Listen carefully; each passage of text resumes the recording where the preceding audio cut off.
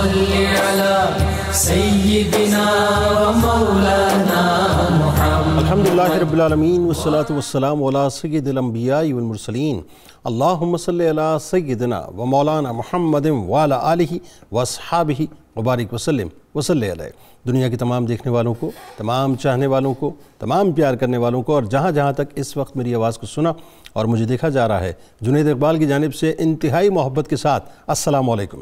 ایک بار پھر ناظرین، آپ کو پر نور صبح نور کے ساتھ میں دل کی گہرائیوں سے خوش آمدید کہتا ہوں. آئیے بلا توقف چلیں گے حضرت ابو انیس محمد برکت علی علیہ رحمہ کی تالیف اسماء النبی کریم صلی اللہ علیہ وآلہ وسلم سے رسول اللہ صلی اللہ علیہ وآلہ وسلم کے اسم مبارک پڑھنے اور سننے کی سعادت حاصل کرتے ہیں. سیدنا افضل الناس صلی اللہ علیہ وآلہ وسلم، ہمارے سردار تمام لوگوں سے افضل. درود و سلام بھیجے اللہ آپ صلی اللہ علیہ وآلہ وسلم پر، آپ صلی اللہ علیہ وآلہ وسلم کی آل پاک پر، اور صحابہ کرام رضوان اللہ تعالیٰ علیہم اجمعین پر. حضرت عبداللہ ابن مسعود رضی اللہ تعالیٰ عنہ بیان کرتے ہیں کہ کسی نے حضور نبی صلی اللہ علیہ وآلہ وسلم کی بارگاہ اقدس میں عرض کیا کہ یا رسول اللہ صلی اللہ علیہ وآلہ وسلم، کون لوگ افضل ہیں؟ آپ صلی اللہ علیہ وآلہ وسلم نے فرمایا کہ میرے زمانے کے لوگ یعنی میرے صحابہ، پھر ان کے بعد آنے والے لوگ، اور پھر ان کے بعد آنے والے لوگ. اور آج انشاءاللہ چلیں گے سرکار مدینہ صلی اللہ علیہ وآلہ وسلم کے مبارک زمانے میں، اور ان کے ایک انتہائی پیارے سے غلام حضرت ابو نعمان بشیر بن سعد انصاری رضی اللہ تعالیٰ عنہ کی بارگاہ میں ہدیہ عقیدت پیش کریں گے. ایک بات ناظرین ذہن میں رکھیے گا، اور یہ بہت ہی کیٹیگوریکل میں عرض کر رہا ہوں. سرور دو جہاں صلی اللہ علیہ وآلہ وسلم کو اللہ تبارک و تعالیٰ نے جو ساتھی عطا کیے، جو غلام عطا کیے، جو صحابہ عطا کیے، ان جیسا نہ کوئی تھا، ان جیسا نہ کوئی ہے، اور ان جیسا کوئی ہو بھی نہیں سکتا. آسمان کی بلندیاں جن کو جھک جھک کر سلام عقیدت پیش کریں، اور زمین جن کے قدموں کے بوسوں پر نازاں ہو، وہ مقام، وہ بلندی، وہ رفت نبی کریم صلی اللہ علیہ وآلہ وسلم کے صحابہ کے مقدر کا حصہ بنی، جن کے بخت اتنے بلند کہ اللہ جن سے راضی ہوا اور جو اللہ سے راضی ہوئے، انہی ستاروں میں، نبوی آسمان کے تاروں میں، اللہ کے پیاروں میں، مصطفیٰ کریم صلی اللہ علیہ وآلہ وسلم کے مبارک وجود کی محافظت کے فرائض انجام دینے والے حضرت ابو نعمان بشیر بن سعد انصاری رضی اللہ تعالیٰ عنہ بھی شامل. اور انصاریوں کے بارے میں آپ جانتے ہیں کہ صاحب ان کا پیمانہ میرے سرکار نے ہمیں بتلا دیا کہ ان سے محبت ایمان ہے، بنیادی طور پر کل ایمان ہے، جن کا شمار ناظرین بڑے رتبوں والے صحابہ کرام رضوان اللہ تعالیٰ علیہ مجمعین میں ہوتا ہے. آپ رضی اللہ تعالیٰ عنہ فدا کا ابی و امی یا رسول اللہ صلی اللہ علیہ وآلہ وسلم کے جذبے سے سرشار تھے. سید الانام صلی اللہ علیہ وآلہ وسلم کے ارشاد کے سامنے سر تسلیم خم فرماتے، اور آپ صلی اللہ علیہ وآلہ وسلم کی خوشنودی کے لیے اپنے جذبات کو بالائے طاق رکھتے تھے. یعنی جو سرور دو جہاں صلی اللہ علیہ وآلہ وسلم نے فرما دیا بس اس پر منوان عمل کر لیا. ناظرین کرام، اظہار نبوت کے بعد آپ جانتے ہیں، اور بیعت عقبہ اولیٰ کے بعد سیدنا مصعب بن عمیر رضی اللہ تعالیٰ عنہ اسلام کے داعی اول کی حیثیت سے سرور دو جہاں صلی اللہ علیہ وآلہ وسلم کی جانب سے باقاعدہ ڈپیوٹ کیے گئے، منتخب کر کے یثرب کی جانب بھیجے گئے، جو بعد میں نبی کریم صلی اللہ علیہ وآلہ وسلم کے قدمین شریفین کی برکتوں سے مدینہ منورہ ہوا. لہذا حضرت مصعب بن عمیر رضی اللہ تعالیٰ عنہ کی جد و جہد کی بدولت چند ماہ کے اندر اوس و خزرج کے بہت سے گھرانوں میں اسلام کا نور الحمدللہ پھیل چکا تھا. حضرت بشیر بن سعد رضی اللہ تعالیٰ عنہ کو اسی زمانے میں اسلام قبول کرنے کا موقع ملا، یعنی السابقون الاولون کا تاج بھی آپ رضی اللہ تعالیٰ عنہ کے سر اقدس پر سجا. آپ رضی اللہ تعالیٰ عنہ بیعت عقبہ ثانیہ میں یثرب کے ان 75 نفوس قدسیہ میں شامل تھے جنہوں نے اس عہد کے ساتھ حضور نبی کریم صلی اللہ علیہ وآلہ وسلم کے دست مبارک پر بیعت کی تھی کہ یا رسول اللہ صلی اللہ علیہ وآلہ وسلم، آپ یثرب میں قدم رنجہ فرمائیے، ہم آپ کی اپنی جانوں، مالوں، اولادوں کے ساتھ اعانت اور حفاظت کریں گے. اور انہوں نے پروف کیا کہ ایسے ہی اپنا سب کچھ سرکار علیہ السلام پر نچھاور کیا. یعنی آپ رضی اللہ تعالیٰ عنہ کو اس مقدس جماعت کا رکن بننے کا شرف حاصل ہوا جس نے تاریخ میں اہل عقبہ کے زندہ و جاوید لقب سے شہرت پائی. اور اس پر کمال یہ ناظرین کہ آپ رضی اللہ تعالیٰ عنہ اہل عقبہ میں نہیں بلکہ بدری ہونے کا بھی شرف اپنے ساتھ سجائے ہوئے ہیں، اور ساتھ ہی ساتھ ان 1400 جانثاران رسول اللہ صلی اللہ علیہ وآلہ وسلم وسلم میں بھی شریک ہونے کی سعادت رکھتے ہیں، جنہیں بارگاہ خداوندی سے اصحاب الشجرہ کا عظیم لقب ملا اور جنت کی بشارت عطا کی گئی۔ آپ رضی اللہ تعالیٰ عنہ کے رتبے کا اندازہ اس بات سے کر لیجئے کہ آپ وہ ہستی ہیں جن کے خاندان میں کئی جلیل القدر صحابہ کرام رضوان اللہ تعالیٰ علیہ مجمعین، یعنی شاعر رسول صلی اللہ علیہ وآلہ وسلم حضرت عبداللہ ابن رواحہ رضی اللہ تعالیٰ عنہ جیسی ہستیاں بھی موجود ہیں۔ آپ رضی اللہ تعالیٰ عنہ کے شہزادے حضرت نعمان بن بشیر رضی اللہ تعالیٰ عنہ ناظرین، جو نہ صرف حب رسول اور حب آل رسول صلی اللہ علیہ وآلہ وسلم سے سرشار ہیں بلکہ سرکار مدینہ صلی اللہ علیہ وآلہ وسلم کے بے انتہا لاڈلے بھی ہیں۔ اور آپ جانتے ہیں ناظرین، وہ آپ کو تاریخ کا وہ مارکہ یاد ہے، وہ واقعہ کربلا جو آج بھی جس کی یادیں ہمیں رلاتی ہیں اور تڑپاتی ہیں، کہ حضرت نعمان بن بشیر رضی اللہ تعالیٰ عنہ کی یہ حب آل رسول ہی کی کیفیت تھی جس کی وجہ سے آپ کو کوفے کی گورنری سے معزول کیا گیا، اور یہ حب ہی تھا آل رسول کا کہ آپ نے اس خدمت گزاری کو اپنے کاندھوں پر فخر سمجھ کے اٹھایا کہ جب دمشق سے قافلہ چلا اور مدینے پہنچا تو ان خدمت گزاروں میں کوئی اور نہیں تھا بلکہ حضرت نعمان بن بشیر رضی اللہ تعالیٰ عنہ تھے۔ یعنی یہ نسل اگر میں کہوں تو غلط نہ ہوگا کہ رسول اور آل رسول کے غلاموں کی وہ نسل ناظرین کہ جنہوں نے عہد کیا ہے کہ اس غلامی کے علاوہ اور کچھ بھی نہیں ہے۔ تو آج آئیے آغاز کرتے ہیں اور چلتے ہیں اس ہستی کی بارگاہ میں جنہیں ہم انتہائی ادب کے ساتھ بشیر بن سعد انصاری اللہ تعالیٰ عنہ کے نام سے یاد کرتے ہیں۔ ہمارے ساتھ 3 شخصیات موجود ہیں جو یقیناً کسی بھی تعارف کی محتاج نہیں۔ پہلی شخصیت ممتاز عالم دین جناب پیر سید شمس الرحمن مشہدی صاحب تشریف فرمائیں۔ دوسری شخصیت ممتاز عالم دین جناب ڈاکٹر مظہر فرید شاہ صاحب تشریف فرمائیں، اور تیسری شخصیت ممتاز عالم دین جناب علامہ محمد اشفاق مدنی صاحب تشریف فرمائیں۔ تینوں آپ کو السلام علیکم، خوش آمدید۔ اور آغاز کرتے ہیں پیر صاحب آپ سے سب سے پہلے مطلقاً تعارف صحابہ کرام رضوان اللہ تعالیٰ علیہ اجمعین کے مقام و مرتبے کا، اور پھر اس کے بعد آپ بتلائیے صاحب ہمیں آج حضرت ابو نعمان حضرت بشیر بن سعد رضی اللہ تعالیٰ عنہ کا تعارف، اور کب ایمان لائے، بیت عقبہ ثانی کا جو ایک بڑا ہی پرکیف اور ایمان افروز منظرنامہ ہے، بتائیے ذرا۔ بسم اللہ الرحمن الرحیم، اللہم صلی علی محمد وعلی آل محمد مبارک وسلم وصلی علیہ۔ کیا شان اولا رکھتے ہیں اصحاب محمد۔ سبحان اللہ۔ ابھی آپ جو انٹرو کر رہے تھے اسی کے حوالے سے 2 جملے عطا ہوئے عرض کر دیتا ہوں۔ کیا شان اولا رکھتے ہیں اصحاب محمد، خالق کی رضا رکھتے ہیں اصحاب محمد۔ سبحان اللہ، کیا کہنا۔ مالک نے چنا جن کو محمد کے لیے ہے، اللہ مالک نے چنا جن کو محمد کے لیے ہے، وہ قلب صفا رکھتے ہیں اصحاب محمد۔ اصحاب محمد، ہم مشہدی قربان دل و جان سے ان پر، اللہ 5 تن سے ولا رکھتے ہیں اصحاب محمد۔ سبحان اللہ، کیا کہنا۔ جنید بھائی، نبی پاک صلی اللہ تعالیٰ علیہ وآلہ وصحبہ وسلم کا یہ اعلیٰ ترین شان ہے کہ حضور نے ان کی نسبت کے لیے جس کو بھی چنا ہے، وہ آپ کے آبا ہوں، اجداد ہوں، اصل ہو، نسل ہو، ازواج ہوں، یا جن کا تذکرہ چھڑا ہے اصحاب ہوں، اللہ نے پہلے یہ بندوبست کیا ہے کہ جس طرح رسول بے مثال ہے اس طرح اس کے لیے چنے جانے والا ہر فرد بے مثال۔ بے شک اصحاب مصطفیٰ کی بے مثلیت پر اس سے بڑی وضاحت اور کیا ہو سکتی ہے کہ رب نے انہیں اپنے حبیب کے لیے چنا ہے۔ قرآن مجید میں جا بجا ان کی عزتوں، ان کے اخلاص کا تذکرہ ہے۔ محمد الرسول اللہ والذین معہ اشداء علی الکفار رحماء بینہم تراہم رکعا سجدا یبتغون فضلا من اللہ ورضوانا۔ یہ اللہ کردار صحابہ بیان کر رہا ہے کہ یہ کافروں پر سخت ہیں، آپس میں نرم ہیں، ہر وقت رکوع و سجود کرنے والے ہیں، اور ان کا ہر عمل جتنا پیچھے بیان ہوا ان میں کسی میں بھی ریا نہیں ہے۔ اللہ فضلا من اللہ ورضوانا، ہر معاملے میں ان کے پیش نظر اللہ کی رضا ہے۔ سبحان اللہ۔ اسی طرح جب بات وہ سابقون الاولون کی آتی ہے تو حد ہو گئی، یہ بھی کردار صحابہ بیان ہو رہا ہے نا، والسابقون الاولون من المہاجرین والانصار والذین اتبعوہم بإحسان رضی اللہ عنہم ورضوا عنہ، کہ ان کا ایسا کردار ہو گیا ہے کہ اب اللہ ان سے راضی ہو گیا ہے، وہ اللہ سے راضی ہو گئے۔ اور 10ویں پارے میں جاتے ہیں تو حد ہی ہو جاتی ہے، مالک تذکرہ ان کا کر کے کہہ رہا ہے اعظم درجۃ عند اللہ وَأُولَٰئِكَ هُمُ الْفَائِزُونَ يُبَشِّرُهُمْ رَبُّهُمْ بِرَحْمَةٍ مِّنْهُ وَرِضْوَانٍ وَجَنَّاتٍ لَهُمْ فِيهَا نَعِيمٌ مُقِيمٌ خَالِدِينَ فِيهَا أَبَدًا، یعنی ان کا عام درجہ نہیں، اعظم درجہ، اللہ کے نزدیک بہت بڑا درجہ ہے، یہی کامیاب ہے، انہیں ہی اللہ بشارتیں دے رہا ہے، انہی کے لیے جنات ہیں۔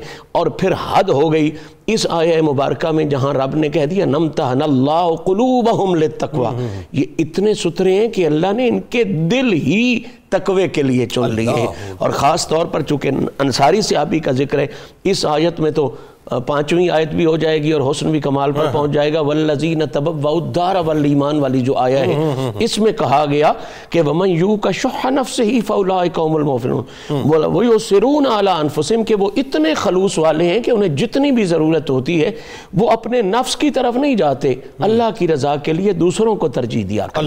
تو قبلہ یہ تو وہ کردار ہے جو خدا نے صحابہ کا بیان کیا۔ اب چلتے ہیں خاص طور پہ جناب بشیر بن سعد کے کردار اور ان کے تعارف کی طرف۔ تو بشیر بن سعد بلا شبہ اس شرف کے حامل ہیں کہ آپ سابقون الاولون میں ہیں، جس طرح آپ نے کہا بدری بھی ہیں، حدیبیہ والے بھی ہیں، لیکن اگر تعارف پہ آئیں بات تو یہ قبیلہ خزرج سے ہیں، اور قبیلہ خزرج حضور کے غلاموں کا بڑا معروف قبیلہ ہے اور بڑی محبت والا اور بڑی عقیدت والا قبیلہ ہے۔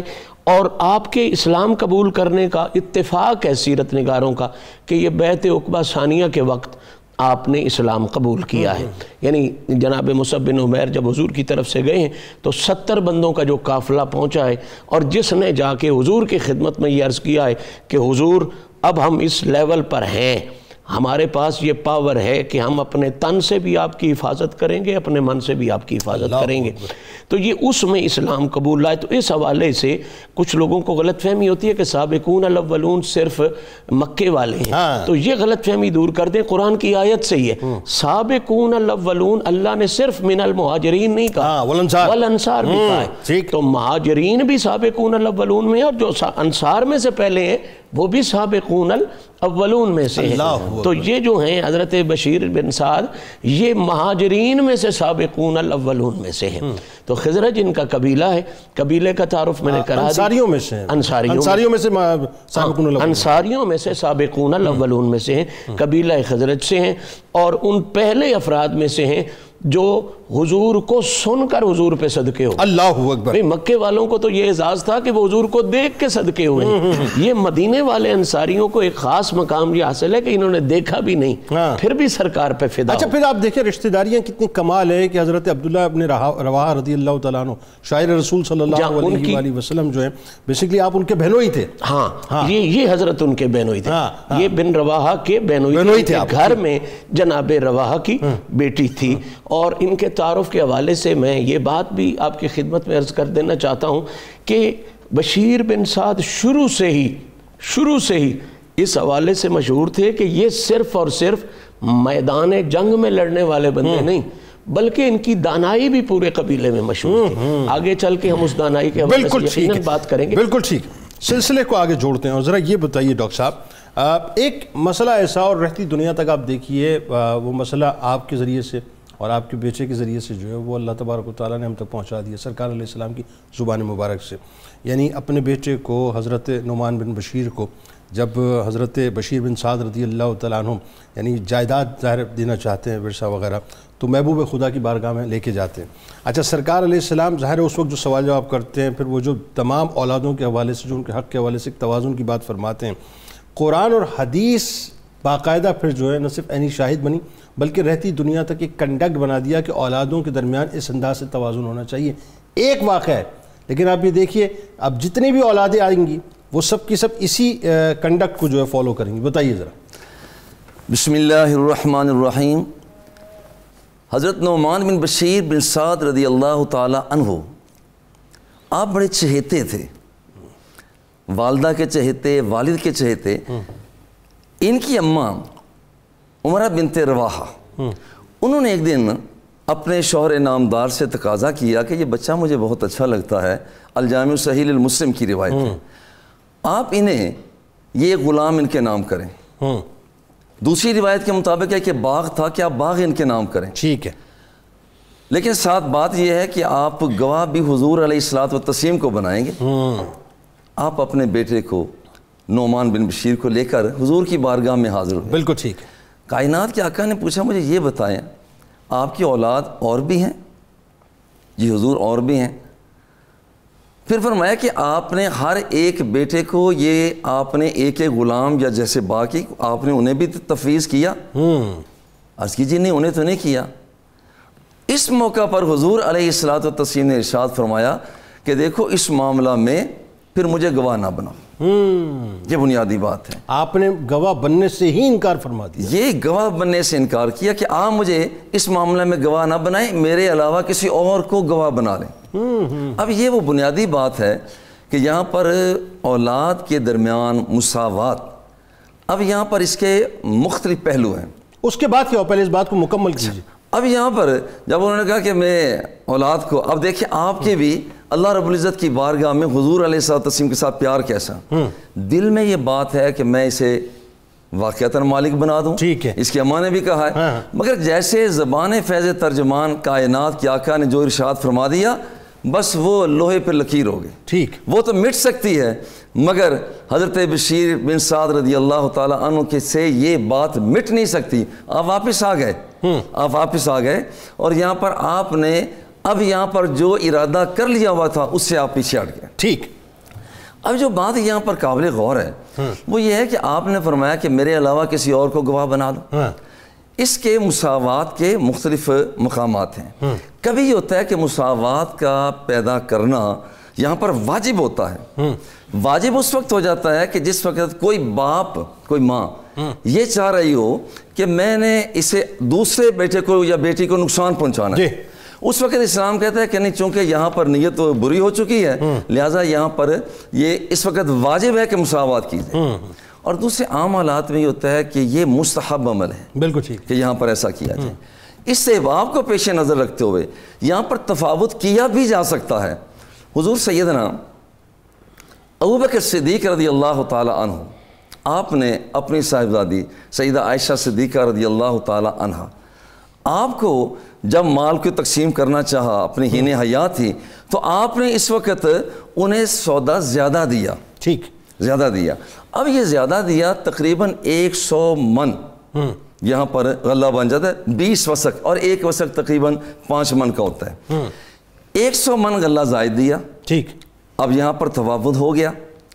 اسی طرح یہاں پر بعض اوقات ایسا ہوا ہے کہ تفاوت ہوا مگر یہاں تفاوت کیا شرعی طور پر جائز ہے ناجائز ہے. اب حالت یہ ہے اگر مصلحت موجود ہو دینی مصلحت موجود ہو کہ کوئی بیٹا کوئی بیٹی دین کے کام میں شغف رکھ رہا ہے اور اسے آگے بڑھا رہا ہے اسے زائد دیا بھی جا سکتا ہے. ٹھیک ہے. لیکن اگر کسی کو نقصان پہنچانا ہو تو ہرگز ایسا نہ کیا جائے. مگر یہاں ایک سوال ضرور پیدا ہوتا ہے کہ ہبہ کرنے کے بعد چیز کو واپس پلٹانا یہ روایات میں آتا ہے یہ تو ایسے ہے جیسے ایک کتا کیا کرتا ہے پھر اس کو چاٹ لیتا ہے. تو یہاں پر حضرت بشیر بن سعد نے اپنے بیٹے نعمان کو یہاں پر ایک چیز دے دی اس سے واپس کیسے لے سکتے ہیں. یہاں محدثین مفکرین بیان کرتے ہیں کہ اصل میں یہ جس وقت کسی کو ہبہ کیا جاتا ہے جب تک اس نے قبضہ نہ کیا ہو اسے لوٹا جا سکتا ہے. آپ نے ہبہ کیا لیکن یہاں پر ابھی حضرت نعمان بن بشیر رضی اللہ تعالیٰ عنہ نے اس پر قبضہ نہیں کیا تھا. قبضہ کرنے سے پہلے اسے واپس لیا جا سکتا تھا. ٹھیک. اس لیے آپ نے اسے واپس لے لیا. صحیح.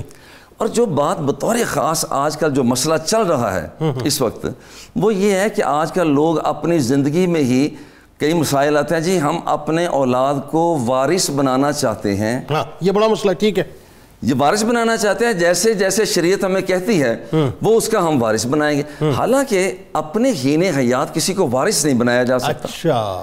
وارث بنایا جا سکتا ہے اس کے لیے کسی کا مرنا ضروری ہے. ٹھیک ہے. کہ مرے گا دنیا سے رخصت ہوگا تو پھر یہاں پر توریث ہوگی، پھر وراثت قائم ہوگی۔ ٹھیک ہے، اپنے حین حیات اگر کسی کو دیا جا سکتا ہے تو اسے ہبہ کہا جاتا ہے۔ اوکے، اور ہبہ کی صورت میں یہاں پر یہ ہے کہ اگر اس کو بھی آسان الفاظ میں کر دیں، ہبہ کو کیا کہتے ہیں تاکہ سمجھنے والے سمجھیں؟ وہ ہبہ یہ ہے کسی کو کہہ دینا کہ یہ دیکھو یہ میں اپنا مال تمہیں دے رہا ہوں، گفٹ کر دیا، گفٹ کر دیا ہے، تحفہ دے دیا ہے۔ اور اپنا جو تحفہ ہے وہ بیٹوں کو، بیٹیوں کو، بلکہ یہاں پر تو صحابہ کرام یہاں تک فرماتے ہیں کہ دیکھو یہاں پر حضرت ابن عباس رضی اللہ تعالیٰ عنہ اپنے اولاد کے درمیان سووا بین ابنائکم، اپنے اولاد کے درمیان تسویہ کرو۔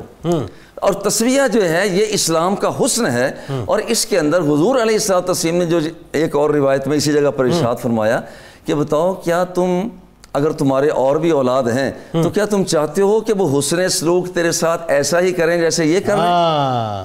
انہوں نے کہا جی میں چاہتا ہوں۔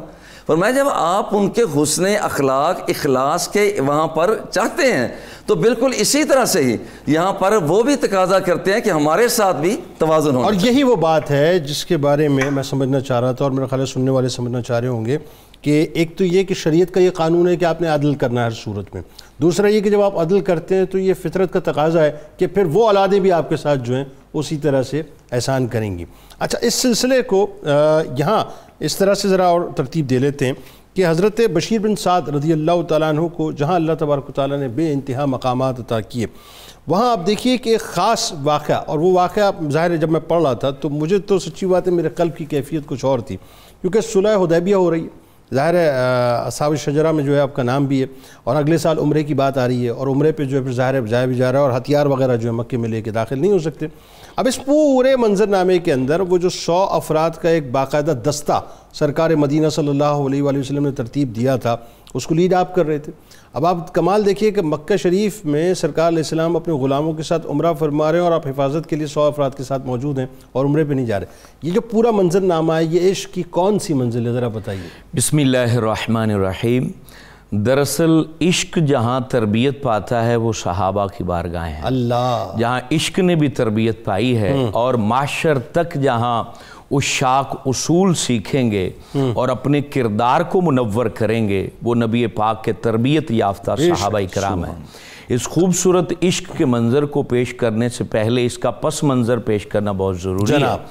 دراصل حضور فخر عالم جان رحمت صلی اللہ علیہ وسلم جب ہجرت فرما کر مدینہ چلے گئے تو آپ نے 6 سال تک ریاست مدینہ کو اسٹیبل کیا، اس کو سیاسی سطح پر، معاشی سطح پر، ہر لحاظ سے آپ نے اعتقادی نظر و فکر کے لحاظ سے اس کو مضبوط کیا، اور پھر 6 سال میں آپ تقریباً 1500 کے قریب افراد لے کر مکہ کی جانب عمرہ کرنے کے لیے روانہ ہوئے، اور آپ جانتے تھے کہ وہاں اہل مکہ شرارت کر سکتے ہیں۔ اصل میں ایک تو عمرہ کرنا تھا، اور دوسرا ریاست مدینہ کو اور اسلام کو انٹرنیشنل سیاست میں جو ہے نا آپ نے پروف کرنا تھا، منوانا تھا۔ یہ سفر اسی لیے تھا، اور صلح حدیبیہ بھی دراصل اسی ایک چیز کا جو ہے وہ پس منظر تھی۔ اب آپ 6 ہجری کو جب مکہ پاک پہنچتے ہیں تو آپ کو پتہ چل جاتا ہے کہ مسائل پیدا ہو سکتے ہیں، تو آپ تقریباً 22 کلومیٹر پہلے حدیبیہ کے مقام پر آپ جلوہ فگن ہوتے ہیں۔ اہل مکہ جتنے بھی کفار تھے، سردار تھے، انہوں نے اپنے نمائندے باری باری بھیجے کہ آپ ان کے ساتھ مذاکرات کریں اور گفتگو کریں۔ عروہ بن مسعود ثقفی بھی آئے اور دیگر افراد بھی آئے۔ جو پہلے افراد آ رہے تھے نمائندے کفار کی جانب سے، سرداروں کی طرف سے، وہ حضور جان رحمت کی طاقت کو دیکھنا چاہتے تھے، مذاکرات بہانہ تھے، وہ قوت دیکھنا چاہتے تھے، اور وہ صحابہ کے عشق کو دیکھنا چاہتے تھے، وہ وارفتگی کو دیکھنا چاہتے تھے، یہ کب تک ان کا ساتھ نبھا سکتے ہیں، اور وہ ٹیسٹ کر رہے تھے۔ اس کے بعد لاسٹ میں سہیل بن عمر آئے، تو حضور جان رحمت نے کہا کون آیا؟ کہا سہیل آئے۔ کہا پھر معاملہ سہل ہو جائے گا، یعنی آسان ہو جائے گا۔ جب مذاکرات ہوئے، گفتگو ہوئے، ہر شخص کو ایک ہی بات بتائی جاتی تھی مکہ والوں کی طرف سے، بس ایک بات لازمی طے کرنا کہ اس سال عمرہ نہیں کرنا۔ آپ ان کے ساتھ جو بھی ڈیل کریں، ایک بات لازمی رکھنی ہے کہ واپس چلے جائیں، اگلے سال آ کے آپ عمرہ کریں۔ یہ ایک بہت بڑی بات۔ آخر اس شرط کو کیوں رکھا جا رہا تھا؟ اس شرط کو اس لیے رکھا جا رہا تھا کیونکہ انہوں نے صدیوں سے جو انانیت کا بت درست ترتیب دیا تھا وہ ٹوٹ رہا تھا. یعنی اگر انہوں نے عمرہ کر لیا تو پوری دنیا میں مشہور ہو جائے گا کہ حضرت محمد بن عبداللہ نے جو ہے ان کو شکست دے دی اور اپنے روب سے عمرہ کر کے چلے گئے. یہ کچھ کر بھی نہیں سکتے اور وہ کچھ کر بھی نہیں سکتے تھے. وہ اپنی انانیت کے خوف سے کہ ہمارا تکبر، ہمارا روب، یہ سب کچھ جو ہے وہ تباہ ہو جائے گا. تو حضرت سہیل بن عمر جو بعد میں مسلمان ہو گئے، اس لیے ان کو حضرت قطع کلام کی معذرت، کیسے مسلمان ہوئے؟ صدیق اکبر رضی اللہ تعالیٰ عنہ کیا منظر بیان کرتے ہیں حجۃ الوداع کے موقع پہ کہ سہیل یاد ہے وہ منظر؟ تم ان کی طرف سے آئے تھے، وہ ان کو اونٹ جب مطلب باقاعدہ لاتے ہوئے دیکھتے ہیں سرکار کی بارگاہ میں تو اشش کر اٹھتے ہیں کہ یہ اللہ کی شان ہے میرے. یہ کیا معاملہ تھا اور کیا مقام اللہ نے عطا کیا؟ کن کی طرف سے تھے اور انجام کن کی طرف سے ہوا، اور ان کے بیٹے بھی پھر اس وقت آئے تھے. بہرحال وہ شرط طے کی گئی تھی اس سال آپ عمرہ نہیں کریں گے. تو حضور جان رحمت واپس چلے گئے اور وہ قرآن کی آیت بھی نازل ہوئی، انا فتحنا لک فتحا مبینا. اگلے سال جب آپ تشریف لائے تو یہ ایک بہت خوبصورت منظر تھا کہ مکہ والوں نے دیکھا کہ 2000 کے قریب صحابہ ہیں اور وہ اسلحے سے لیس ہیں، اور یہ بات طے تھی شرائط میں کہ اسلحہ ساتھ نہیں لا سکتے، صرف ایک چھوٹی سی تلوار آپ رکھ سکتے ہیں اپنی حفاظت کے لیے، ورنہ اسلحہ نہیں لا سکتے. حضور علیہ السلام نے چونکہ آپ جنگ و جدل کے تمام باتوں کو جانتے تھے اور ان کی شرع انگیزی کو بھی جانتے تھے، اس لیے اسلحے کے ساتھ گئے. جب آپ 8 میل دور تھے تو کفار مکہ کی طرف سے یہ پیغام آیا کہ آپ اپنی شرط پر جو ہے اپنے معاہدے پر پورے اتریں. آپ نے کہا کہ ہم معاہدہ توڑنے والے نہیں ہیں، اس لیے آپ نے تمام جو جنگی اسلحہ تھا اس کی ڈھیری لگا دی گئی اور حضرت بشیر بن سعد انصاری کو کہا، ہاں میاں سعد، اے بشیر بن سعد، اب تم نے یہاں رکنا ہے، عمرے کے لیے آگے نہیں جانا. صلح حدیبیہ کے 2 کردار حضرت عثمان غنی اور حضرت بشیر بن سعد، یہ وہ ہستیاں ہیں جنہوں نے رسول اللہ کے نام پر عمرے کو چھوڑا ہے. اور یہ ایک بہت بڑی بات ہے، جب پہلا عمرہ ان لوگوں نے چھوڑا تھا تو صحابہ کہتے ہیں اتنا جلال، اتنا روب، اتنا غضب تھا کہ جب وہ اونٹ قربان کر رہے تھے نا، اونٹ قربانی کے، کہتے کہ ڈر تھا کہ کہیں ایک دوسرے کی گردنیں نہ کاٹ دیں. یعنی عمرہ چھوٹنے کا اتنا غم تھا اور یہاں خود بخود چھوڑا جا رہا تھا. یعنی ایک عشق پری ایگریمنٹ ہے اور ایک عشق پوسٹ ایگریمنٹ ہے. اصل میں چیز یہ تھی کہ حضور جان رحمت کو کہہ دیا تھا نا آپ نے عقبہ ثانیہ میں، حضور سب کچھ آپ پہ فدا ہے، تن بھی فدا ہے، من بھی فدا ہے، آرزویں بھی فدا ہیں، تمنائیں بھی فدا ہیں، دل کی دھڑکنیں بھی فدا ہیں، روح کی روانی بھی فدا ہے، ہمارا بدن بھی آپ کا، ہماری روح بھی آپ کی. تو خواہش تھی کہ جان رحمت کے ساتھ عمرہ کریں، اور خواہش مستفوی تھی کہ تم یہیں ٹھہرو گے کہ اگر حملہ ہوگا تو اسلحہ لے کے پہنچ جانا. تو خواہش مستفوی پر خواہش بشیر قربان ہو گئی اور کائنات عالم میں یہ بات رقم ہو گئی کہ تمہیں کچھ چاہیے تو تمنا مصطفیٰ پہ اپنی تمناؤں کو قربان کر دو، عزتیں بھی تمہاری، رفعتیں بھی. کیا کہنے جی، کیا خوبصورت جملہ ہے کہ خواہش مصطفیٰ کریم صلی اللہ علیہ وآلہ وسلم پر خواہش بشیر قربان ہو گئی. اور خواہش بشیر کیسی قربان ہوئی کہ بشارت دینے والے مصطفیٰ کریم صلی اللہ علیہ وسلم نے ان کو پھر جنت کی بشارت عطا کر دی. ہمارے ساتھ رہے ناظرین، درود پاک کا نذرانہ پیش کرتے ہیں، لوٹتے ہیں تو انشاءاللہ پیر صاحب سے پوچھیں گے کہ آپ کی شجاعت، آپ کی بہادری اور غزوات میں جو آپ کی شرکت تھی، سرایوں میں سرکار علیہ السلام آپ کو منتخب کر کے بھیجا کرتے تھے، آج یہ باتیں صاحب بڑی ناپید ہو چکی ہیں. درود پاک سرکار کی بارگاہ میں. وعلى آله وصحبه وبارك وسلم اللهم صل على حسين وعلى آله وصحبه. ایک بار پھر ناظرین میں آپ کو خوش آمدید کہتا ہوں انصاری صحابی حضرت بشیر بن سعد رضی اللہ تعالیٰ عنہ کی بارگاہ میں ہدیہ عقیدت پیش کر رہے ہیں. اور کیا رفت و شان والی ہستیاں ناظرین، کیا کمال ہستیاں ہیں صاحب کہ اللہ تبارک و تعالیٰ نے ان کو وہ رتبہ عطا کیا ہے کہ جس رتبے کو رہتی دنیا تک ہر مسلمان سر کو اٹھا کر دیکھتا رہے گا اور ان کی بارگاہوں میں سر کو جھکا کر ادب سے حاضر ہوتا رہے گا. ذرا تصور تو کیجئے صاحب کہ کیا عہد و پیمان پہ اترنے والے لوگ تھے وہ کہ بیعت عقبہ ثانیہ میں، جیسا کہ ڈاکٹر صاحب نے ابتدا میں ایک بات فرمائی کہ بلکہ پیر صاحب نے فرمائی کہ جس انداز سے کمٹمنٹ انہوں نے کی تھی اور جو کچھ بھی کمٹمنٹ سرکار مدینہ صلی اللہ علیہ وآلہ وسلم کے سامنے کی تھی کہ ہم دام درہم قدم سخن سب کچھ اپنا آپ کی بارگاہ میں قربان کریں گے، یا رسول اللہ آپ تشریف تو لائیے، آپ تشریف تو لائیے، پھر دیکھیے کہ ہم اپنی اولادوں کو آپ کی اولاد پر فوقیت نہیں دیں گے، آپ کی اولادوں کو اپنی اولاد پر فوقیت دیں گے، اپنی جانوں کو آپ کی جان پہ نہیں، آپ کی جان کو اپنی جان پر فوقیت دیں گے، اپنے مال کو آپ کے مال پہ نہیں، آپ کے مال کو اپنے مال پہ فوقیت، غرض کے ہر شے کو سرکار علیہ السلام سے جو نسبت تھی انہوں نے بنیادی طور پر اس شے کو اپنے اوپر فوقیت دی۔ اور کیسی فوقیت دی صاحب کہ بڑھتے بڑھتے بڑھتے بڑھتے پھر اس شہادت کے جام کو نوش کیا کہ جو ان کی آخری منزل تھی۔ مجھے کہنے دیں صاحب، مجھے کہنے دیں کہ انہوں نے بیسکلی زندگی کی حقیقت کو سمجھ لیا تھا، دنیا کو سمجھ لیا تھا کہ دنیا تو 4 دن کی ہے، اصل مقام تو وہ ہے، لیکن وہ رفتیں اس وقت ملتی ہیں جب عزت اور توقیر کے ساتھ سرکار کی بارگاہ سے انسان جڑ جاتا ہے۔ اللہ تعالیٰ ہمیں بھی سرکار کی بارگاہ سے جڑنے کی توفیق عطا فرمائے۔ پیر صاحب ذرا بتائیے آپ کی بہادری، آپ کی شجاعت، پھر غزوات میں جس انداز سے آپ نے شرکت کی، سرایوں میں سرکار علیہ السلام نے آپ کو منتخب کر کے باقاعدہ بھیجا، بتائیے۔ بسم اللہ الرحمن الرحیم۔ جنید بھائی، بے شک جناب بشیر بن سعد رضی اللہ تعالیٰ عنہ آقا کریم کے صحابہ پاک میں سے وہ اعلیٰ ترین صفات رکھنے والی شخصیت ہیں کہ جن کو اپنوں نے بھی تسلیم کیا ہے اور غیروں نے بھی تسلیم کیا ہے۔ شجاعت اور بہادری ایک ایسی صفت ہے جس کے لیے ہم مذہب ہونا ضروری نہیں ہوتا، اس کے لیے دشمن بھی آپ کو تسلیم کرتے ہیں۔ اور شجاعت بنیادی طور پہ 2 حصوں میں منقسم ہوتی ہے۔ ایک ہوتی ہے شجاعت جسمی، جسمانی شجاعت، بالکل ٹھیک۔ ایک ہوتی ہے شجاعت ذہنی، ذہن کی بہادری۔ جسمی شجاعت کے ساتھ آپ جسم لڑاتے ہیں دوسرے کے ساتھ اور پرواہ نہیں کرتے اور اگلے پہ غلبہ حاصل کرتے ہیں۔ شجاعت ذہنی یہ ہوتی ہے کہ اس میں ذہن کا کردار ہوتا ہے اور ذہن لڑتا ہے، سوچ اور افکار کا مقابلہ ہوتا ہے اور آپ اچھی افکار کے ساتھ اگلے پہ غالب آ جاتے ہیں۔ درست۔ عام طور پہ حالات یہ ہوتے ہیں کہ جس میں شجاعت جسمی ہو ذہنی کم ہوتی ہے، اور جس میں ذہنی ہو اس میں جسمی کم ہوتی ہے۔ فطرت یہی ہے، نیچر یہی ہے۔ لیکن بشیر بن سعد ان پاک ترین افراد میں سے، حضور کے تربیت یافتہ ان عظیم ترین افراد میں سے جن پر مالک نے یہ خاص کرم کیا کہ میدان میں ہوتے تھے تو بھی غالب ہوتے تھے، اور جہاں شجاعت ذہنی کی ضرورت ہوتی تھی وہاں بھی ایسی دانائی اور ایسے افکار پیش کرتے تھے کہ باقی افکار ان کے سامنے دب جاتے اور ان کی سوچ جو ہے اور ان کی فکر جو ہے وہ غلبہ پا جاتے۔ سبحان اللہ۔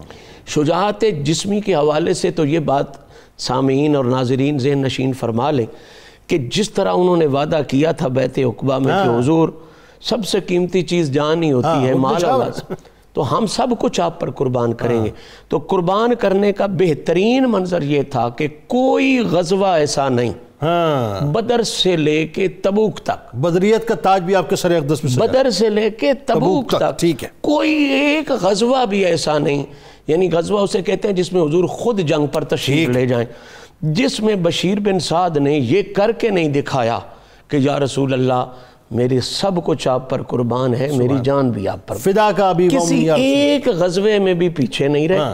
اور عجیب حسن یہ ذکر تو ایک دفعہ آیا ہے نا کہ آپ حضور کے محافظ دستے کے سردار تھے، سالار تھے، لیکن حقیقت یہ ہے کہ آپ کثرت کے ساتھ اسی شعبے میں رہے جو مدینے والے کی حفاظت پر لگا۔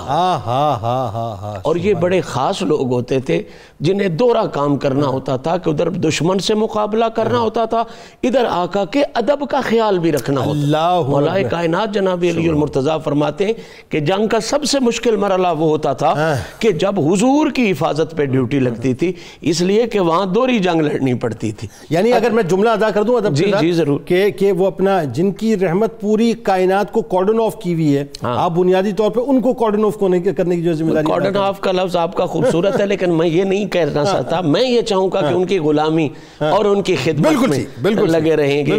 حفاظت تو سرکار کی ہے، ہر کسی پر ہے، وہ علی ہوں تب بھی ان پر ہے اور بشیر ہوں تب بھی ان پر ہے۔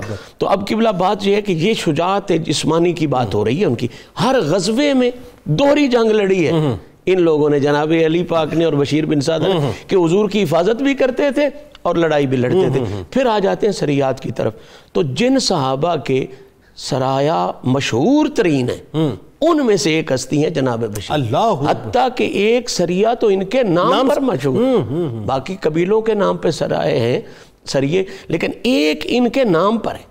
اور دو بڑی معروف روایات اس حوالے سے ملتی ہیں کہ ایک بنو مرہ کا آپ کا وفد تھا سریہ، اسے کہتے ہیں کہ جس جنگ میں حضور خود تو نہ جائیں لیکن اپنے بندے بھیجیں، ٹھیک ہے، تو اس جنگ میں آپ نے 30 بندے ان کے ساتھ بھیجے، ٹھیک ہے، بڑی کمال بہادری سے لڑے، ایک وجود کا ایک ایک جو ہے رواں اس میں تیر کھائے اور ہار نہیں مانی۔ بہرحال جب دوسرے سریے کے لیے آپ نے 300 بندہ دے کے بھیجا بنو غطفان کے لیے، تو وہاں تو یہ لکھا ہے کہ پہلا حملہ ہی ایسا کیا کہ ان لوگوں کو ہوش ہی نہیں رہی کہ ہمیں کس طوفان سے پالا پڑ گیا، پہلے حملے میں ہی کمال انداز میں شجاعت دکھائی اور وہ سارا علاقہ اور وہ لوگ جو ہے وہ فتح فرما لیے۔ تو سرایا میں بھی آپ کا یہ کمال ہے۔ پھر شجاعت جسمی کی طرف سے دیکھیں تو جناب ابوبکر صدیق کے دور میں جتنا فتنہ ارتداد تھا اس میں بھی اچھا ایک بات ذرا مجھے یہاں پہ ذرا سمجھا، قرآن حدیث کی روشنی میں اپنی جان کو اللہ اور اس کے رسول صلی اللہ علیہ وآلہ وسلم کی بارگاہ میں قربان کر دینا یا لگا دینا، یہ کیسا وصف ہے؟ ذرا اس بارے میں کیونکہ حضرت بشیر بن سعد رضی اللہ تعالیٰ عنہ ہر غزوے میں موجود ہے، یعنی شہادت کے ہی تصور سے جان لگا دینا یہی ابدیت ہے۔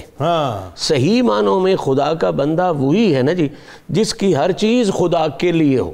کہنے کو تو سارے کہتے ہیں لیکن صحابہ اسی لیے ممیز اور ممتاز ہیں کہ انہوں نے صرف کہا نہیں ہے، انہوں نے کر کے دکھایا۔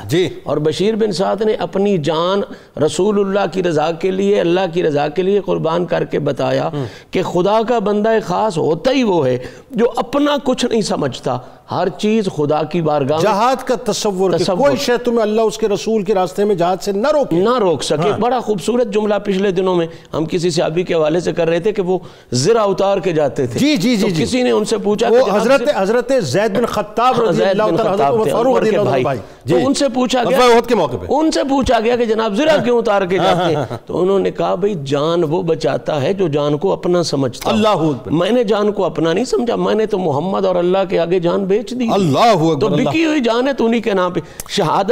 شجاعت ذہنی پر صرف ایک جملہ کہوں گا، جسمانی تو ہم نے دیکھ لی، شجاعت ذہنی بھی بڑی ضروری ہے۔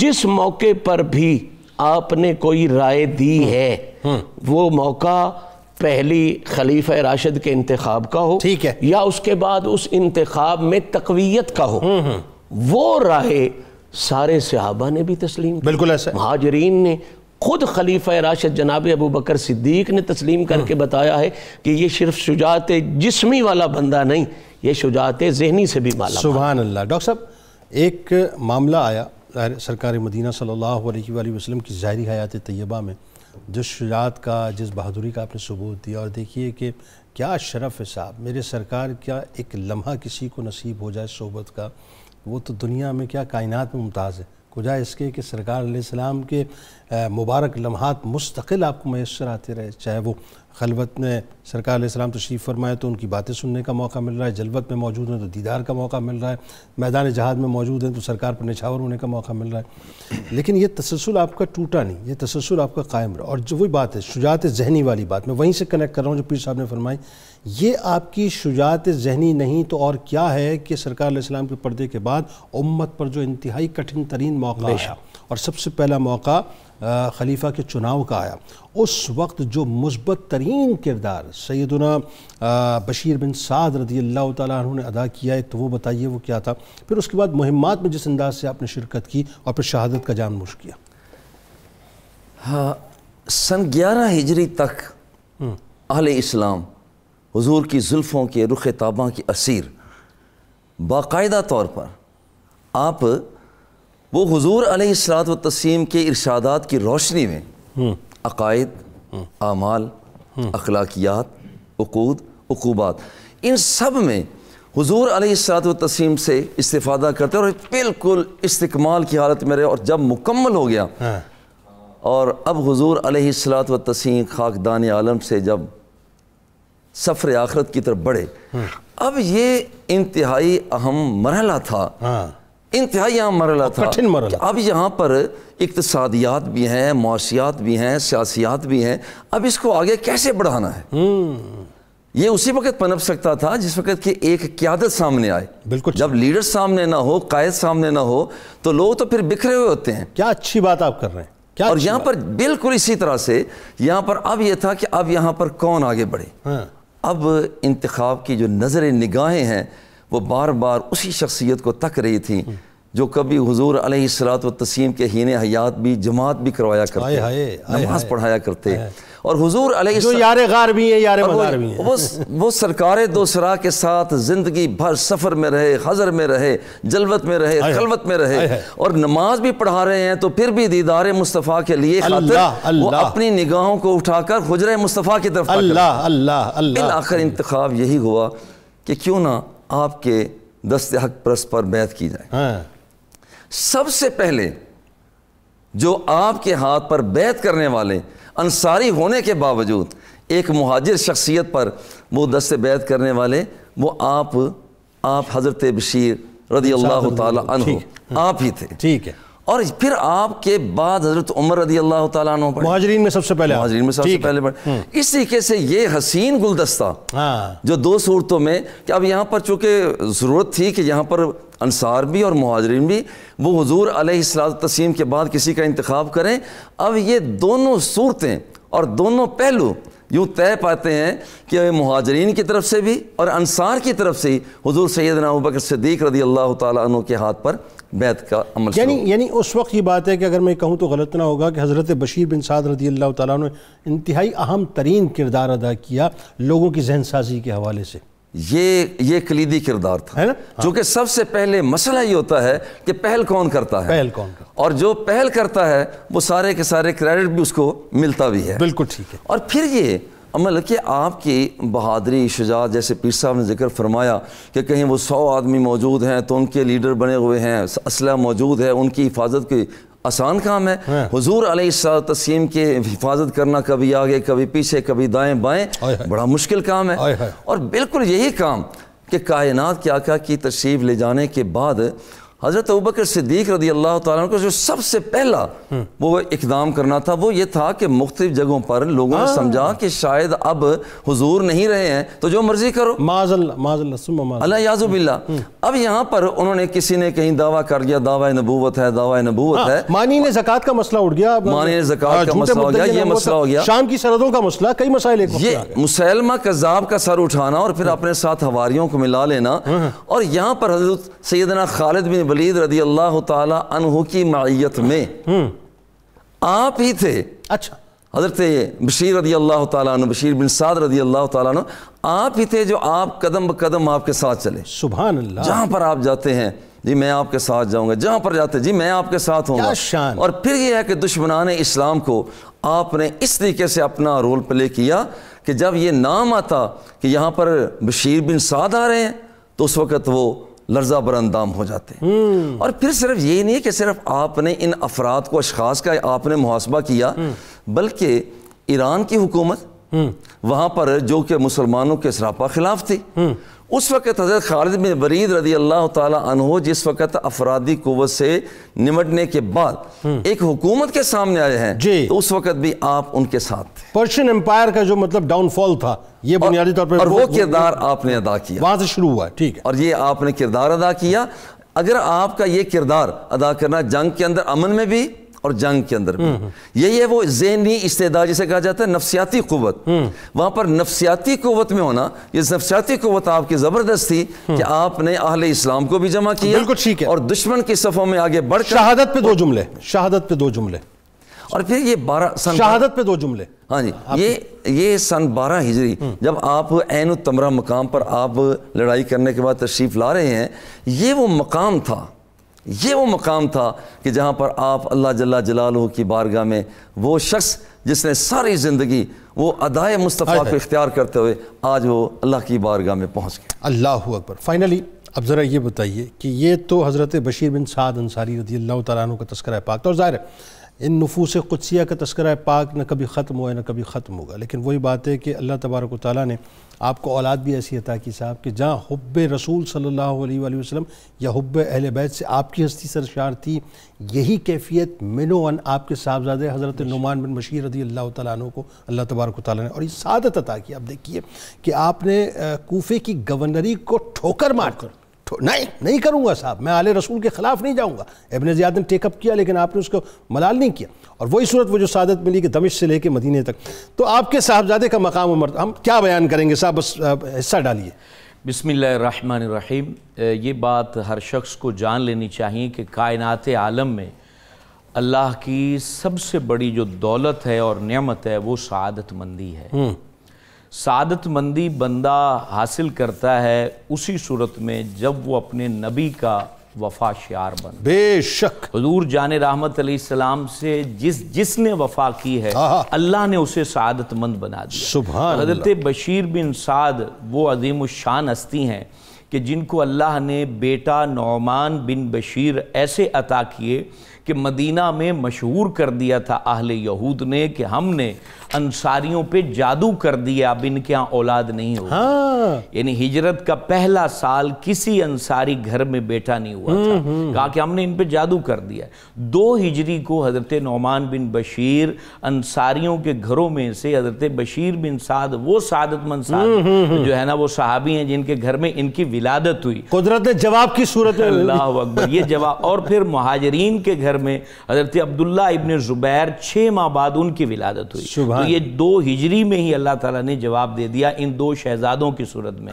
یہ ایسے خوش نصیب ہیں کہ یہ یہودیوں کے سوال کا جواب بنے اور ان کے تانے کا جواب بنے، اور پھر ان کے والد گرامی قدر حضرت بشیر بن سعد ان کو گود میں اٹھائے، حضور جان رحمت کی بارگاہ میں لے کر آئے۔ اور یہ وہ ہستی ہیں جب سے اب تک اہل مدینہ کے ہاں بیٹا ہو تو وہ مواجہ اقدس میں لے کر آتے ہیں۔ یعنی یوں کہیے کہ بشیر جو ہے وہ کائنات کے بشیر کے پاس جو ہے وہ حاضری دینے جا رہے ہیں۔ تو ایسی بشارت ملی ہے کہ اب تک اہل مدینہ کے ہاں بیٹا ہو تو وہ چھوٹے بچے کو مواجہ اقدس میں لے کر حاضر ہوتے ہیں۔ تو حضرت نعمان بن بشیر 2 ہجری کو آپ پیدا ہوئے اور آپ نے 8 سال 7 ماہ حضور جان رحمت کے جلوے پائے اور ان کی صحبت پائی، اور آپ نے 124 حدیثیں جو ہیں حضور صلی اللہ علیہ وسلم کی نقل فرمائی۔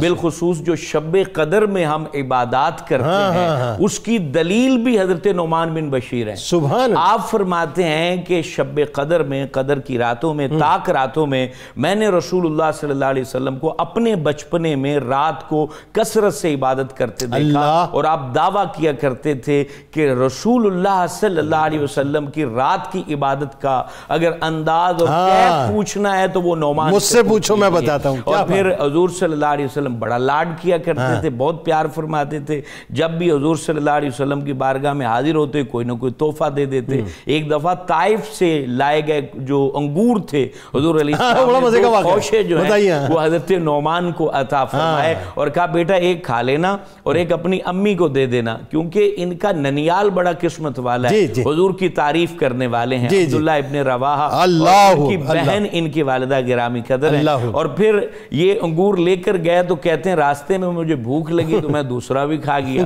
جب نبی کریم کی بارگاہ میں آیا، یہ کتنی بڑی بات ہے، وہ جھوٹے نہیں تھے، سچے تھے۔ 8 سال کی عمر یا اس وقت جب یہ واقعہ پیش ہو سکتا ہے 7 سال کی عمر ہو، تو اس عمر میں جب بندے کو سچ اور جھوٹ کے درمیان خاص فرق نہیں ہوتا، یہ صحابہ اس وقت بھی سچے تھے، اس وقت بھی سچے تھے، سچوں کے سچے تھے۔ حضور علیہ السلام نے پوچھا بیٹا بتائیے انگور ماں کو بھی دیے ہیں یا نہیں دیے ہیں؟ جان رحمت علیہ السلام تو جانتے تھے، کہا کہ آقا وہ تو میں کھا گیا ہوں، یعنی وہ میں نے اپنے انگور بھی کھا لیے ہیں، اپنی کے انگور بھی کھا لیے ہیں، بھوک لگی تو میں کھا گیا۔ تو اب حضور صلی اللہ علیہ وسلم کی جو شفقت تھی، کان کو پکڑا جیسے بڑے جو ہے نا وہ بچوں کے کان کو پکڑتے ہیں، اور مسکرا کے کہا کہ انت غدر، یہ تو آپ نے بہت جو ہے نا وہ مکر والا کام کیا، جیسے محبت میں یہ الفاظ کا ہے۔ تو حضور علیہ السلام بڑی محبت کرتے تھے، اور وہ محبتیں حضرت نعمان بن بشیر نے پوری زندگی یاد رکھیں، یہاں تک کہ کوفہ کے اندر جب حضرت مسلم بن عقیل کی بیعت کوفی کر چکے تھے، کرنے کے بعد جب جو ہے انہوں نے پھر مکر سے کام شروع کیا اور انہوں نے وہاں پر پر جو ہے بیعت توڑنے کے لیے جب مجمع کیا نا تو اس وقت پہلا خطاب کرنے والے حضرت نعمان بن بشیر تھے، اور آپ ارشاد فرماتے ہیں ان پورے مجمع کو کہتے ہیں اے لوگو یہ دنیا بہت تھوڑی ہے، اے لوگو برباد ہو جاؤ گے اہل بیت کا در چھوڑو گے، یہ زندگی تمہیں کبھی بھی جو ہے نا وہ عزت نہیں دے گی، رسوائی مقدر بنے گی، رسول اللہ کے سامنے نگاہ نہیں اٹھا سکتے۔ آپ کہتے ہیں میں نے حضور سے یہ سنا ایک وقت آنے والا ہے صبح کو بندہ مومن ہوگا شام کو کافر ہوگا، تمہارے اوپر وہی کیفیت طاری ہو رہی ہے، تم اہل بیت اطہار کے خلاف کھڑا ہونا چاہتے ہو۔ اور پھر جب وہاں بیٹھا ایک شخص، اس کا نام تھا عبداللہ بن مسلم، وہ یزید کا حامی تھا، اس نے خط لکھا کہ نعمان بن بشیر بزدلی دکھا رہا ہے، اپنا کوئی اور بندہ بھیجو، جبکہ وہی اصل بہادری تھی۔ ہاں اصل تو بہادری، اصل بہادری وہی تھی۔ عبداللہ ابن زیاد کو جب بھیجا گیا اس وقت گورنرشپ جو ہے وہ آپ چھوڑ رہے تھے، صرف اہل بیت کے قدموں پہ قربان کر رہے تھے، اور آپ کا ایک ہی نعرہ تھا کہ میں نے جو محبت کرنی ہے تو رسول اللہ کے خاندان سے کرنی ہے، یہ دنیا آنی جانی چیز ہے، اس کو چھوڑتا ہوں۔ اور پھر وہ چھوڑا، ایسا چھوڑا کہ آج تک اور قیامت تک نعمان بن بشیر اور عزت ساتھ ساتھ نظر آئیں۔ آپ یہ دیکھیے مدینے سے چلے کوفے پہنچے، پیدا مدینے میں ہوئے، یعنی پہنچی وہیں پہ خاک جہاں کا خمیر تھا، مدینے سے چلے کوفے پہنچے، کوفے سے دمشق پہنچے، پھر مدینے والوں کے ساتھ جو ہے ان کی خدمت کرتے ہوئے مدینے والوں کے ساتھ دوبارہ جو ہے ان کی خدمت کرتے ہوئے مدینے پہنچے۔ بہت شکریہ آپ تینوں آپ کا تشریف لائے۔ کتاب الشفا کی جانب آپ کو لیے چلتے ہیں۔ برے خواب سے حفاظت کا عمل آپ کو بتلاتے ہیں۔ فرمان نبوی صلی اللہ علیہ وآلہ وسلم، اگر کوئی شخص برا خواب دیکھے تو آنکھ کھلتے ہی 3 بار کلمات ادا کرے، اعوذ باللہ من شر الشیطان، اللہ تبارک و تعالیٰ اسے ہر قسم کے برے خواب سے محفوظ فرمائے گا۔ حضرت ابوبکر صدیق رضی اللہ تعالیٰ عنہ کا کمال قول مبارک ہے کہ اے مسلمانوں، اللہ سے ڈرو اور اچھی طرح یقین کر لو کہ وہ وقت قریب ہے جب ہر پوشیدہ بات ظاہر کر دی جائے گی اور لوگوں کو معلوم ہو جائے گا کہ ہر چیز میں تمہارا کتنا حصہ ہے۔ روزنامہ 92 نیوز میں آج مضمون ضرور پڑھیے گا حضرت بن سعد انصاری رضی اللہ تعالیٰ عنہ کے حوالے سے۔ ٹویٹر پہ میں ضرور فالو کیجیے گا، فیس بک پیج کو لائک کیجیے گا، یوٹیوب چینل کو سبسکرائب کر کے بیل آئیکن کو ضرور کلک کیجیے گا۔ آپ وہاں موجود ہیں، مجھے یقین ہے ہم یہاں موجود ہیں، مل کے نعرہ لگائیں گے، لیکن اس سے پہلے ذرا روح سے تجدید عہد وفا، لا یؤمن احدکم حتی اکون احب الیہ من والدہ وولدہ والناس اجمعین۔ اللہ تعالیٰ آپ کا، ہمارا، ہم سب کا، پاکستان کا اور امت مسلمہ کا حامی و ناصر ہو، آمین۔ پاکستان کا مطلب کیا؟ لا الہ الا اللہ محمد رسول اللہ وعلى آله وصحبه وبارك وسلم۔